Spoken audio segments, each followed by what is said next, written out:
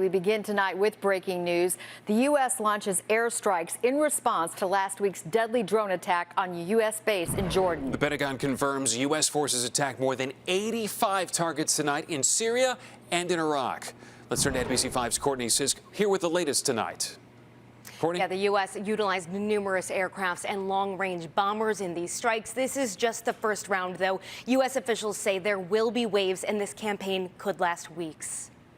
Retaliation overseas Friday night, with the United States launching its first attacks against Iran-backed militias in Iraq and Syria. The Pentagon says U.S. military forces struck more than 85 targets at 7 facilities, including command and control and intel centers, as well as rockets, missiles, and drone storage sites. In a statement, President Biden said, "Our response began today. It will continue at times in places of our choosing. But let all those who might seek to do us harm know this. If you harm an American, we will respond." This comes after a deadly attack in Jordan last week, which killed 3 U.S. service members. A somber sight as their bodies returned home to the United States Friday. The U.S. attributed the attack to Iranian-backed militant groups. They risked it all, and we'll never forget the sacrifices and service to our country. This is a very dicey situation. Political science professor Robert Pape leads the University of Chicago's Project on Security and Threats. We spoke with him over the phone Friday night, saying this sends 2 clear messages.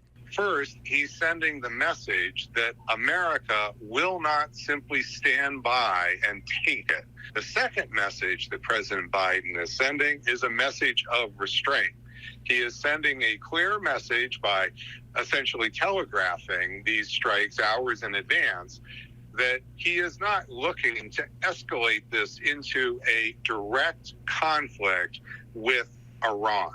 He says the strikes are retaliation for the service members killed, but also the relentless attacks by Iran's proxies on our forces and international shipping in the region for months. And I think that it's now going to be up to Iran. Will Iran decide that, yes, it wants to lower the temperature here?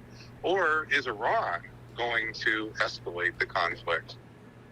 And the National Security Council says they chose these targets to avoid civilian casualties. At this time, it's not clear how many militants were killed or wounded. Courtney Sisk here tonight with the latest. Thank you so much. Count on NBC5 for the very latest on the airstrikes in the Middle East, on the air, online, and on the NBC Chicago app.